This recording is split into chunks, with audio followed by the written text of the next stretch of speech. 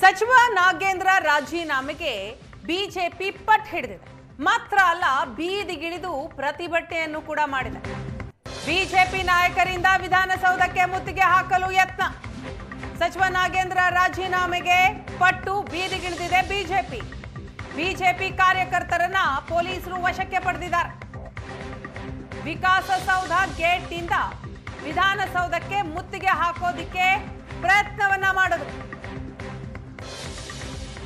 ವಿಧಾನಸೌಧಕ್ಕೆ ಮುತ್ತಿಗೆ ಯತ್ನಕ್ಕೆ ಪೊಲೀಸರು ತಡೆಯೊಡ್ಡಿದ್ರು. ಬಿಜೆಪಿ ಕಾರ್ಯಕರ್ತರನ್ನ ವಶಕ್ಕೆ ಪಡೆದರು. ಆರ್ ಅಶೋಕ್, ಸಿಟಿ ರವಿ, ವಿಜಯೇಂದ್ರ ಸೇರಿದ ಹಾಗೆ ಹಲವರನ್ನ ಪೊಲೀಸರು ವಶಕ್ಕೆ ಪಡೆದಿದ್ದಾರೆ. ಸಚಿವ ನಾಗೇಂದ್ರ ರಾಜೀನಾಮೆಗೆ ಆಗ್ರಹಿಸಿ ಬಿಜೆಪಿ ಪ್ರತಿಭಟನೆಯನ್ನ ಮಾಡ್ತು. ದೃಶ್ಯದಲ್ಲಿ ನೋಡ್ತಾ ಇದ್ದೀರಿ, ಬಿಜೆಪಿಯ 3 ತಂಡದಿಂದ ಪ್ರತಿಭಟನೆ ನಡೆಯಿತು. ವಿಧಾನಸೌಧ ಮುತ್ತಿಗೆಗೆ ಪ್ಲಾನ್ ಆಗಿತ್ತು. ಘೋಷಣೆಗಳನ್ನ ಕೂಗ್ತಾ ಇದ್ರು. ಫ್ರೀಡಂ ಪಾರ್ಕ್ ಹಾಗೂ ವಿಧಾನಸೌಧ ಮುಂದೆ ಭಾರಿ ಭದ್ರತೆಯನ್ನ ಕೂಡ ಪೊಲೀಸರು ಮಾಡಿಕೊಂಡಿದ್ರು. ವಿಧಾನಸೌಧ ಮುತ್ತಿಗೆಗೆ ಯತ್ನಿಸಿದಂತಹ ಬಿಜೆಪಿ ನಾಯಕರನ್ನ ಪೊಲೀಸರು ಅರ್ಧಕ್ಕೆ ತಡೆದ್ರು, ಅವರನ್ನ ವಶಕ್ಕೆ ಪಡೆದ್ರು.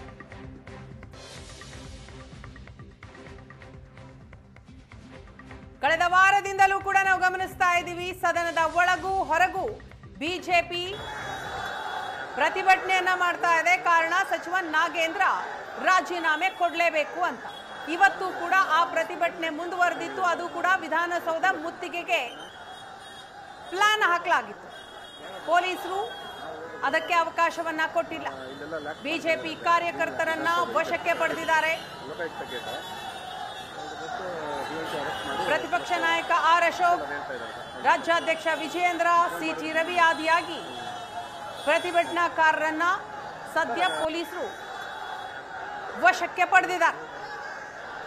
ನಾಗೇಂದ್ರ ರಾಜೀನಾಮೆ ಕೊಡಲೇಬೇಕು ಅಂತ ಪಟ್ಟು ಹಿಡಿದಿದ್ದಾರೆ ಪ್ರತಿಭಟನಾಕಾರರು.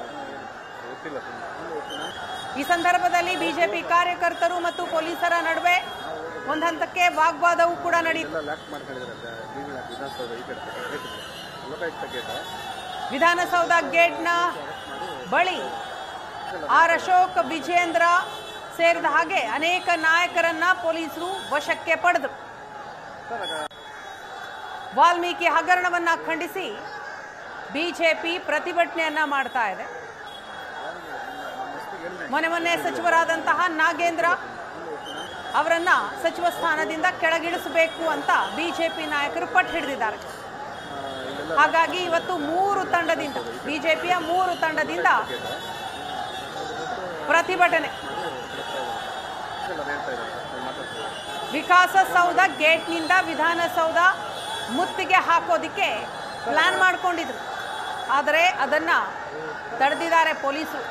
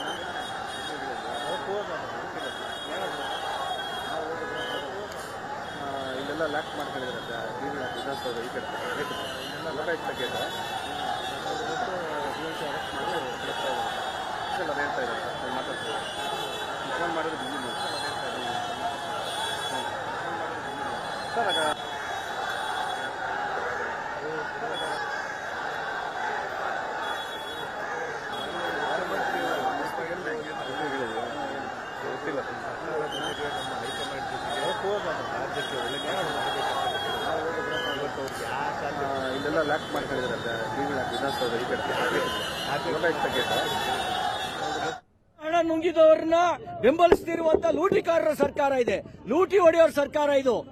ಅವನಿಗೆ ಒಂದು ಲೂಟಿ ಮಂತ್ರಿ ಅಂತ ಮಾಡಿಬಿಡ್ಲಿ, ಮಂತ್ರಿ ಮಾಡಿ ಲೂಟಿ ಖಾತೆ ಮಂತ್ರಿ ಅಂತ ಮಾಡಿಬಿಡ್ಲಿ. ಈ ಸರ್ಕಾರವೇ ಗುಂಡಾಗಿರಿ ಮಾಡ್ತಾ ಇದೆ. ಭ್ರಷ್ಟರನ್ನ ರಕ್ಷಣೆ ಮಾಡಿ ಭ್ರಷ್ಟರನ್ನ ರಕ್ಷಣೆ ಮಾಡೋ ಕೆಲಸ ಮಾಡ್ತಾ ಇದೆ. ನಾವೆಲ್ಲ ಕೋತ್ವಾಲನ್ ಶಿಷ್ಯರು. ದಲಿತ ಸಚಿವ ಸಂಪುಟದಿಂದ ಕೈ ಬಿಡಬೇಕು, ದಲಿತರಿಗೆ ನ್ಯಾಯ ಕೊಡಬೇಕು ಅಂತೇಳಿ ಬಿಜೆಪಿ ಹಾಗೂ ಜೆಡಿಎಸ್ ನಾವು ಸದನದ ಒಳಗಡೆ ನಾವು ಹೋರಾಟವನ್ನು ಮಾಡ್ತಾ ಇದ್ದೇವೆ. ಆದರೆ ನಮ್ಮ ಮಾತಿಗೆ, ನಮ್ಮ ಕೂಗಿಗೆ ಕಿವಿ ಕೊಡದೇ ಇರತಕ್ಕಂಥ ಈ ಭ್ರಷ್ಟ ಕಾಂಗ್ರೆಸ್ ಸರ್ಕಾರದ ವಿರುದ್ಧ ಇವತ್ತು ವಿಧಾನಸೌಧ ಮುತ್ತಿಗೆ ಹಾಕುವಂತ ಕೆಲಸ ನಾವು ಮಾಡ್ತಾ ಇದ್ದೇವೆ.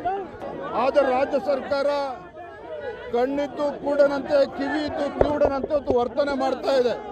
ಹಾಗಾಗಿ ಇಂಥ ಭ್ರಷ್ಟ ಕಾಂಗ್ರೆಸ್ ಸರ್ಕಾರ, ಇಡೀ ಸರ್ಕಾರ ಇವತ್ತು ಭ್ರಷ್ಟರು.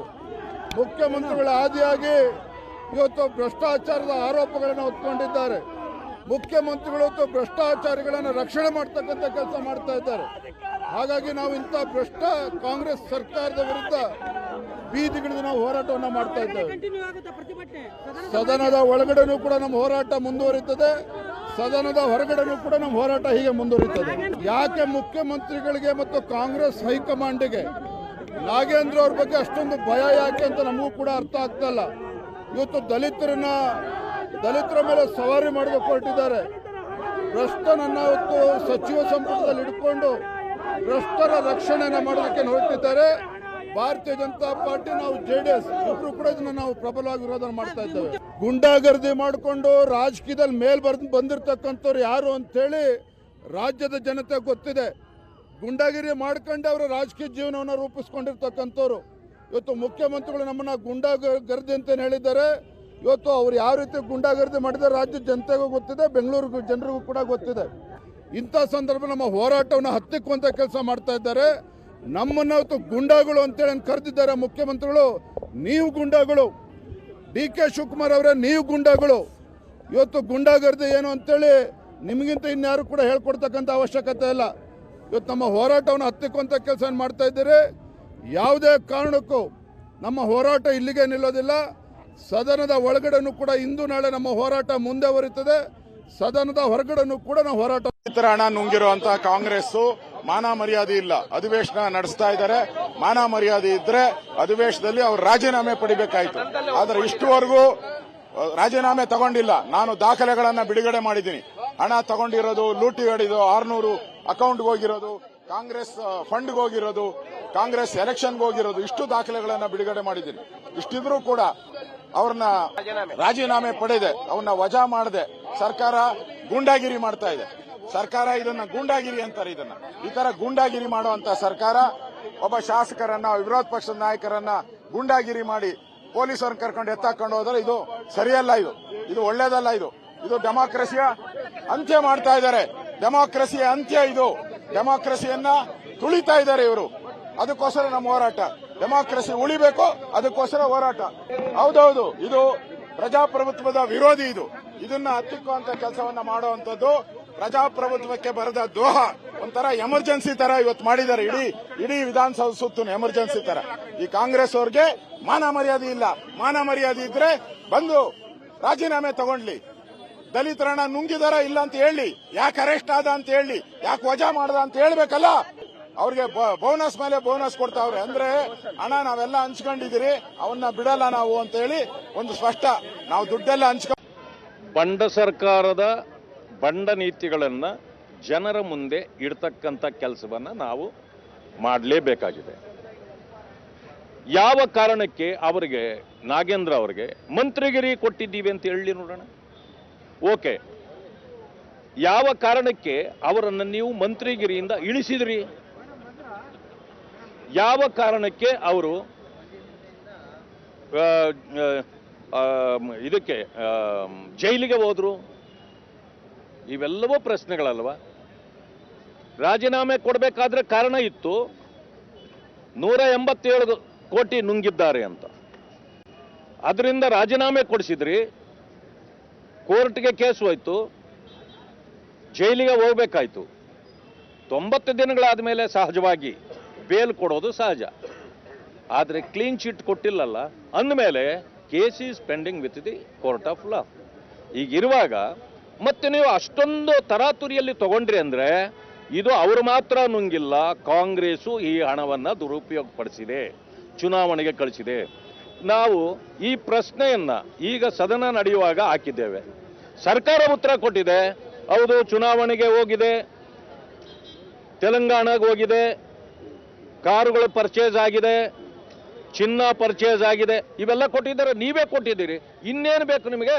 ಅವರ ರಾಜೀನಾಮೆವರೆಗೂ ನಮ್ಮ ಹೋರಾಟ ಇದೆ. ಇದರಲ್ಲಿ